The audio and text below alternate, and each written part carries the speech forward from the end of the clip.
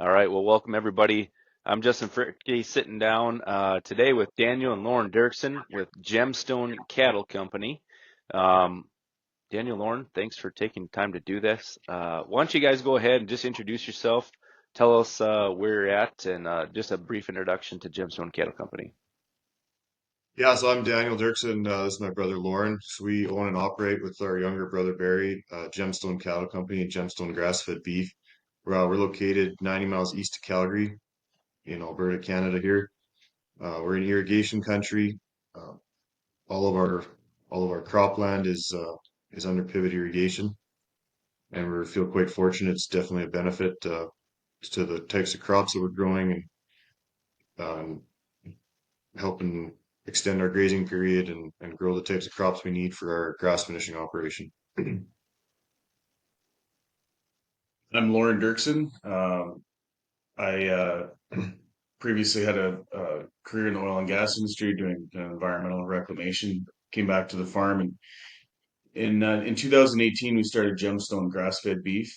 So Barry and I do a lot of the marketing for that. We have an online store as well as a butcher shop and kitchen in Calgary. And I also do a lot of the grass finishing and forage selections for grazing and for making silage for winter feed. So you got a lot going on there as far as the beef side, the actual retail meat part.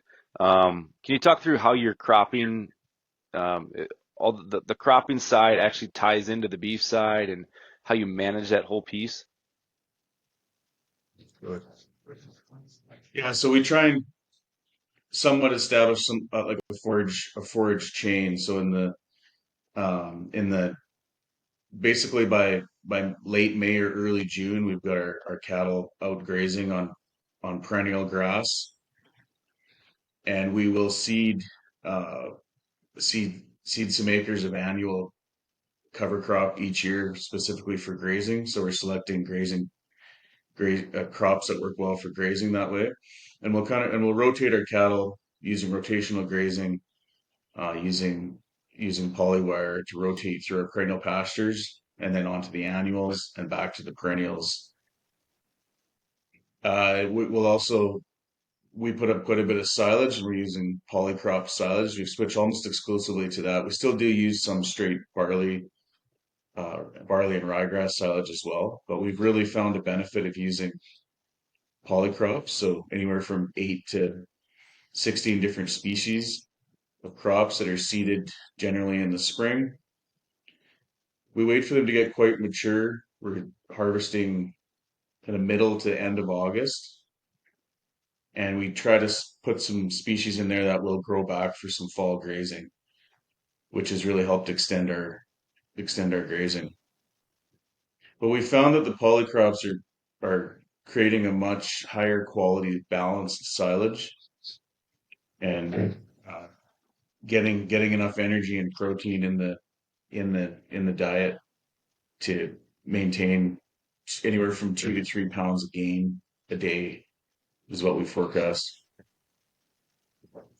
I think what you're saying is, yeah, there's so many people that once you make that switch, we are taught and we see like all these cropping systems have to be monocultures, and in order to manage it correctly, we have to have a straight species, a single crop in there.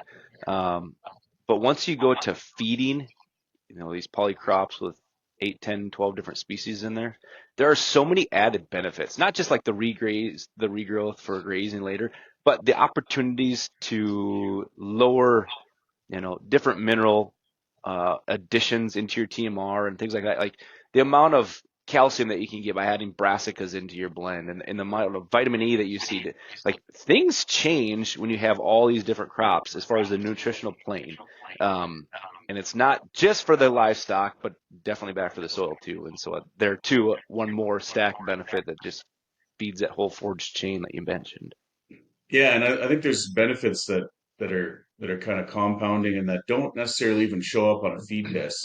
Sometimes our feed tests don't look much different than a monocrop than our barley crop, but it's all of it's just the sheer variety, all the different types of proteins and amino acids that are in there that are all providing benefit to the animal. Another reason we're doing this for flavor. We know that the more different diversity of plants that an animal consumes, the more potential there is to get a great flavor profile in the beef. And we've seen that too. The feedback from the customers is great. So it just seems like a win-win. Yeah, I would agree for sure. Daniel, how did the genetics tie into that? You're currently raising Hereford and Red Angus, is that right? Yeah, the genetics play a huge role in what we're trying to do. So we operate a commercial cow calf herd that's predominantly Hereford and Angus base, and then we also sell seed stock. We sell breeding bulls.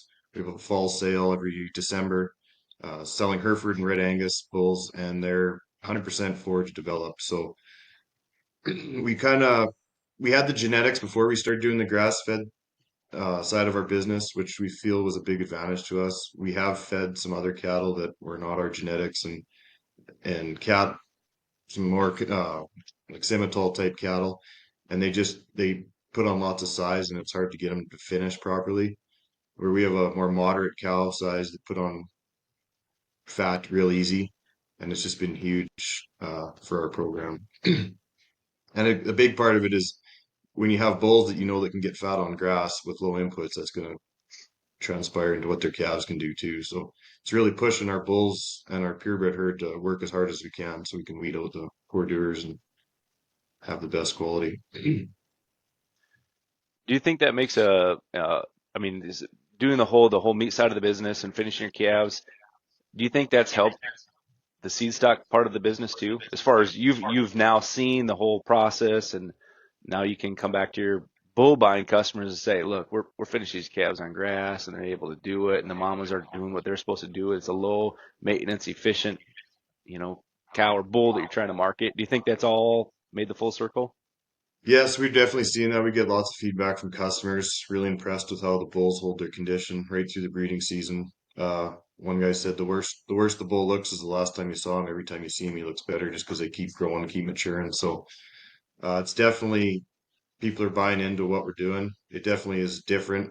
I mean, if you're chasing EPDs and that's what your focus is, then our bulls probably aren't going to be what you're looking for. But if you're looking for cattle that have been pushed and had to make a living on forages, then I think it's something we might be interested in. So, and we've Yeah, fed for cattle. I sure. mean, they're not just grain fed. We got lots of cattle that go into the conventional, or sorry, into the grass side. We have lots of cattle that go into Yeah. conventional grain fed operation too, and they feed really well there as well. And so we've seen it on both sides. Yep. No, I think that goes hand in hand. Once the mama cow is made and developed to just be a low maintenance, thrifty one that can thrive on forage, her calf can do it, but then in turn it can go on a grain diet and still be just as good as any other one. Yeah. So as far as the forage plans this spring, as you start to think about that forage chain, and you're doing your polycrop for silage that can then regrow and graze in the winter, what sort of things are you planning for here right now before you hit that spring planting rush here in May? Yeah, well, I guess it starts with soil sampling. We like to sample every spring and kind of get an idea of what nutrient requirements we need. We have found that using cover crops, we have been able to back down on our fertilizers over time, which has been a real benefit. But basically, yeah, we're selecting a mix of grazing crops and silage for winter feed. Yeah, perfect. So that once you do these polycrops, can you talk through as far as the management with weed control? You talk about fertilizer. What about spraying before, after, clean up those fields? What do you have to do there? Yeah. Right. We try and do a burn down, a pre-burn before we seed. Um, we have had, I get Rex, you'd call them.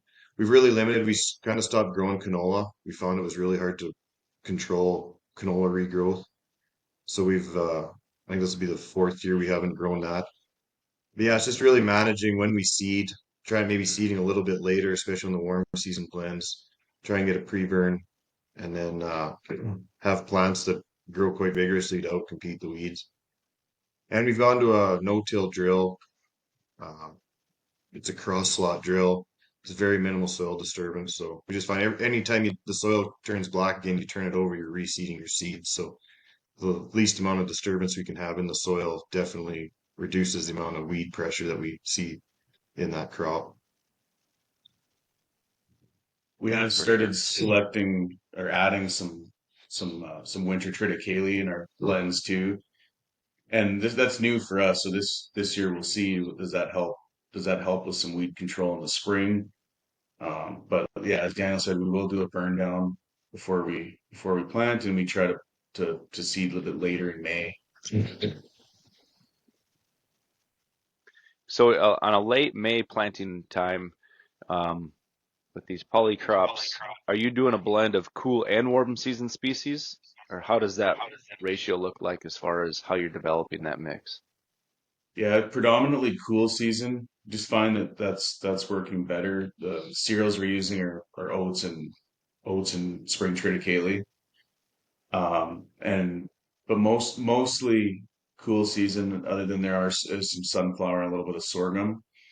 But we found that in our environment, the warm season plants definitely do a lot better if they're kind of seeded late June, even early July.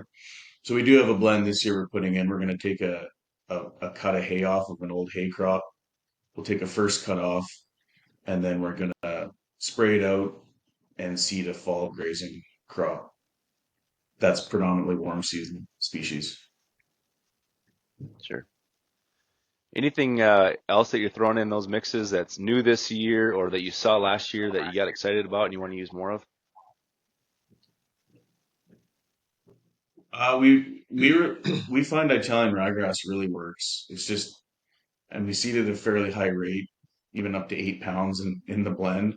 I've just found that if you go too low, you don't see it in the blend, and it doesn't really extend your fall grazing. But yeah, it really comes in the fall after that silage crop.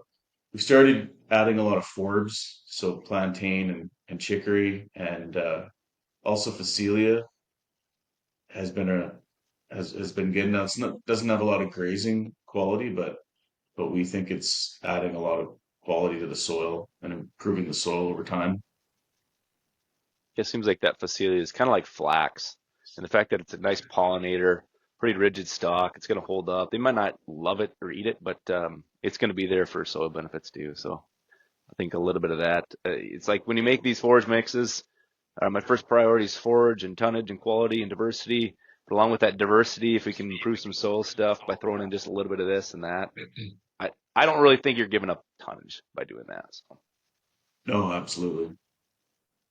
We added but buckwheat to our one blend. We have a blend we grow predominantly for silage and green feed. It's spring triticale, oats, hairy vetch, ryegrass, and peas, 4010 field peas. And so we've added buckwheat to that blend this year. That I guess that's new for that blend. We've had really good yeah, success with green feed and silage on that crop, and really good regrowth after. So yeah, that Italian ryegrass. It seems like you said, you may not see it so much early on in the summer when you got other things like cereals with it, but in the fall after that cutting comes off, that stuff just takes off, and you got a green carpet to go to, and it's such good quality stuff. So I like that one in blends too. Well, that's been good. No, I think we kind of covered all the things that we need to. Is there anything else that you guys wanted to mention as far as with the meat store or your guys' information for getting folks to your website and how to buy bulls and follow your guys' operation? yeah, you can find for our cattle side of the operations www.gemstonecattle.com, and our grass-fed company. Lauren can Yeah, give all the handles for that. gemstonegrassfedbeef.com. Right now we can ship anywhere in Alberta. Unfortunately, provincial trade barriers prevent us from shipping outside of Alberta, but who knows? We hope to maybe improve on that in the future and be able to expand our market. If you're ever in Calgary, definitely check out the Calgary Farmers Market West. We've got a little butcher shop in there and a kitchen where we're serving smash burgers and gourmet sandwiches. It's a fun place to go visit. Fantastic. Alrighty, Daniel, Lauren, thank you guys so much for your time. Appreciate it. Thanks, Thank Justin. you. All right.